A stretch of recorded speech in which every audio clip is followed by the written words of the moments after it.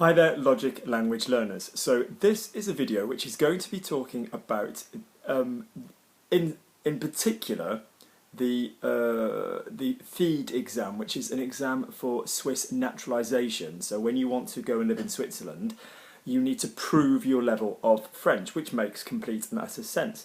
But I think this is a really well organised exam, and I think a lot of the tips that I'm going to be giving you for this exam would absolutely work both for other exams and for your general speaking as a whole. Okay, so I will be providing the following. Underneath in the description there will be a PDF link to the exam paper. Okay, so you can bring that up straight away, and you don't need to look at me. You would be better off opening up the exam paper, listening to me at the same time, but just reading the exam paper when we do this.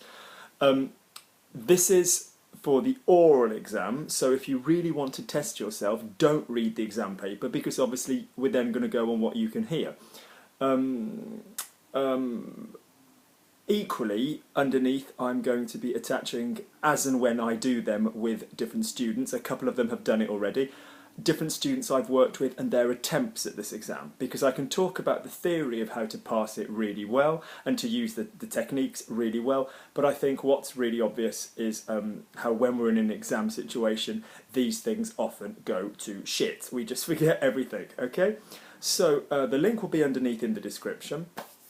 Okay, and this is, no copyright infringement intended. This is with full respect and grace to the authorities in Switzerland who are obviously in charge of this exam, but this is to bring you up to speed with this. Okay, so if you open the exam, okay, you will then see a little section called Explication. So if we just read this together, le participant, la participante, that's just referring to the male and the female. Et l'interlocuteur, l'interlocutrice s'assoit face à face et parle ensemble. L'interlocuteur-trice s'assoit de côté et observe. So that's saying that the participant, or the female participant, and the speaker, the other speaker, the first one, sit down opposite each other and speak together. The second speaker sits to the side and observes. Okay. Pour la partie parlée, 2 niveaux sont évalués, so for the spoken part, 2 levels are assessed. I do love Switzerland, they're so practical. J'adore la Suisse, ils sont tellement pratiques. In French exams, we often refer to this as la preuve orale, la preuve écrite. We use the word la preuve, but pour la partie, fine, for the part. On commence par des tâches pour l'évaluation du niveau A2, ensuite en fonction des performances, on se dirigera soit vers le niveau A1, soit vers le niveau B1. So basically we start with tasks for the evaluation of level A2, then based on the performances we will head towards either level A1 or level B1. Now you need for the naturalisation, I believe it's A2 and no higher, and there was some debate over that. Just to remind you, A1, A2, B1, B2, C1, C2 is the European framework of languages, and so depending on which level language you're learning, there should be an exam. Some of them obviously have language-specific names like DELF, DALF, Diplôme élémentaire de la langue française, Diplôme avancé de la langue française, DELE in Spanish. There's a German equivalent, and you will often, these are the exams that you will often sit at, Alliance Française, l'Institut Français, whichever, or, the Goethe Institute, or Cervantes, El Instituto Cervantes, if you're doing the Spanish one. So wherever you are, or in other test centres for that language. So in England, we're not massively up on these levels, but if you speak to any of the Spanish people who come to live in London, all of them will be like, soy B2. I'm like, you're soy B2? What? You're yeah, sorry, I'm C1, I'm B2. So a lot of people are really, really excited by these levels. Keep working on your languages, don't worry about your level. The level is something that you would need if you were trying to enter university education in France. As a foreigner, you would need proof of level and so on. But don't worry about the level per se. But if you were to Google the definition, it's quite useful, okay? So if we were to just Google the definition very quickly,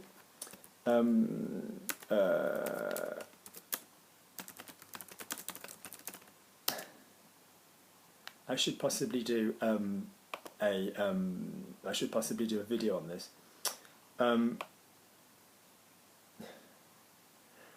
Yep, so if I attach a link underneath with what these levels represent, A1 breakthrough or beginner, A2 way stage or elementary, B1 threshold or intermediate, B2 advantage or upper intermediate. These first words are a bit odd. C1 effective operational proficiency or advanced, C2 mastery of proficiency. So for example, if I looked at C2, can understand with ease virtually everything heard or read, can summarise information from different spoken and written sources. So we're not really interested in C2 for those of you who are trying to learn, but if you look at what constitutes A2 versus B1, you know, B1 for example can understand the main points of clear standard input, can deal with most situations likely to arise, can produce simple connected text on topics that are familiar, of a personal interest, can describe experiences and events, dreams, hopes and ambitions. And so if you look at that chart, which I will put underneath, it sort of gives you a goal of where you want to be with your language, all right? So that's just to explain the levels. So if we go back to the exam, okay, where are we? Yes. Si le participant participante n'est pas d'accord avec la recommandation, l'évaluation se poursuit selon son souhait. La participante doit pour cela signer une déclaration pour le changement de partie confirmant que cela correspond bien à son souhait. So basically, if they told you, look, after your first part, we think you should be doing A1 or B1 accordingly, and you went, no, I really want to aim for the B1, or I really want to aim for the other one, then you have to sign something. But that's neither here nor there. Ce choix est valable également pour la partie comprendre. Pour la partie comprendre, on ne pourra donc plus proposer de changement de partie. So basically, this for the understanding, the comprehension part, you can also make a choice which level you do. That's about the FEED exam itself. Let's move on. So, moving on to the first one, okay? Lovely. Remarque, les textes de cette version modèle, c'est the model version, de la partie parlée, ont pour but de montrer quelles informations l'ELAPT reçoit de la part de l'interlocuteur pendant le déroulement de l'évaluation. Les documents originaux pour la partie parlée ne contiennent aucun texte écrit. So basically, the text for this model version of the spoken element have as a goal to show what information the participant receives from the speaker during the carrying out of the evaluation. The original documents for the spoken part don't contain any written text, so it's kind of, this is a sort of a false method of showing you what you'd get. All right? So if you then scroll down, we've got A2. Okay, so this is the level that everybody would do if you were yeah, so do you know what? I'm going to stop explaining about the exam specifically with FEED because it is what it is. I'm just going to look at how we would answer the tasks. So you would see this image. Une situation, trois tâches. Okay? Question number one. Décrire une image. Nous allons maintenant parler du sujet accident. Que voyez-vous? Décrivez l'image. Now, a couple of things. Firstly, when we learn questions, we got very good at listening to the different ways of saying what. So, for example, what are you eating? Tu manges quoi? Or qu'est-ce que tu manges? But do not forget that a sentence in French can begin with que, if it's a question, but you would then need an inversion after it. This is where qu'est-ce que comes from, yeah? It's que plus est-ce que. So, que voyez-vous? Que manges-tu? What are you eating? So let's make that very clear, okay? Décrivez l'image. It helps you out though, it asks it you twice. Que voyez-vous? Décrivez l'image. What can you see? Describe the image. Now, first point, okay?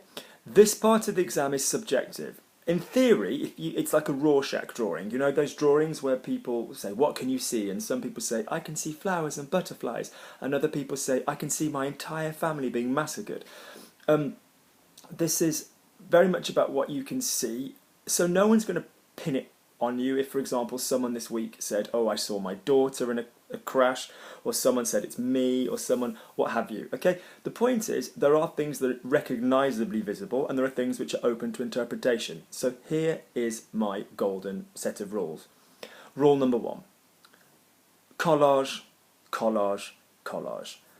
Overlap, overlap, overlap. So, If you only have one way of saying what's on the screen, then on the page, then that's absolutely fine. But we've been working, and you will notice this in my videos, on going round a situation. That's when you have to say things in different ways. Now, either that's because you can't say the way you originally wanted, which is fine, but when we speak in life, we don't often just say one thing. We often layer different ideas that say the same point. We kind of repeat the same point. Are you going out tonight? Yeah, I fancied going out. I fancied going for a drink. Each of them has got their own individual little niche, but it's really important to try and, to make sure that the point is clear. Did you get on well with the guy? No, I didn't get on well with him. I thought he was horrible. Both of them kind of have a slightly separate idea, but they're very much layering the same point. So, for example, point number one here would be when you say anything in a language exam, it's not the written element. It's not the part where you're like, you have only 250 words in which you've got to describe this. You can just talk. Okay? We do not care about your opinion. We care about your French. So first things first is use as much repetition as you possibly can. It won't sound stupid. So, for example, in this image, if we say, well, there's a girl, there's a young woman, whatever, il y a une fille, une jeune femme, whatever, that might seem one might seem surplus to the other. How else are you going to show me that your vocabulary is better than the next person in the exam? Yeah, okay. So, evidently, there's a woman and she's on the phone. So, il y a une fille, une jeune femme, elle parle au téléphone, elle passe un coup de fil, elle fait un appel. 3 ways of saying she makes a call. Me as the examiner goes, this person knows what they're on about.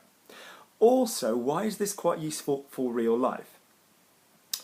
You might get one of the expressions wrong. Yeah, in which case, or you might pronounce it wrong, perish the thought. So it's a good way for people, it's a good way to avoid people going, quoi? Qu'est-ce que t'as dit? What did you say? Okay.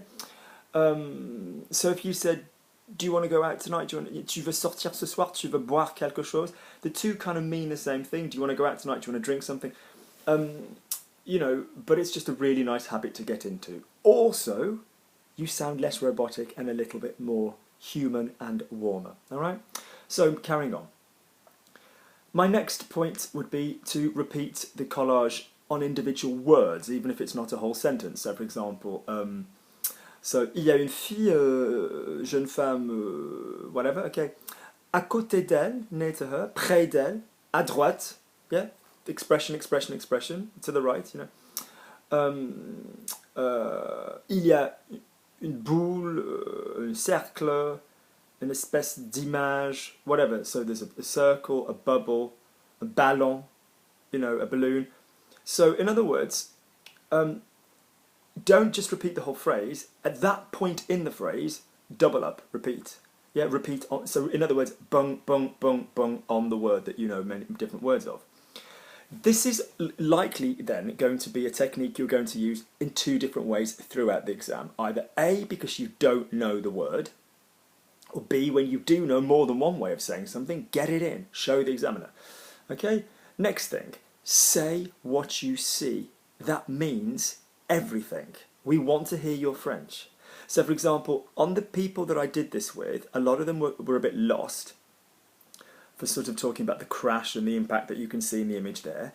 But and we'll talk about that in a second, but if I said to them, right, translate what I'm saying. She has her hand on her head. Yeah, she's touching her forehead. There are some black lines. I think that suggests stress. They completely had no problem with that. So say what you can see.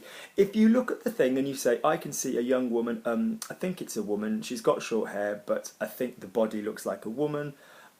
Say it. Show your thinking process. She seems stressed. Elle est stressée. Fine, why does she seem stressed? So in other words, tell us what you can see in entirety and why. Yeah, and often people just forget to do that, and it's the easiest thing in the world. She seems stressed. Elle semble stressée. Elle paraît stressée. Elle semble énervée. Elle semble inquiète. Different words. Elle s'inquiète. Parce que elle se touche la tête. Elle touche la tête avec la main. Il y a des lignes noires, there's black lines, qui indiquent un peu de stress, un peu de mouvement, indicate a bit of stress, a bit of movement, okay? Good.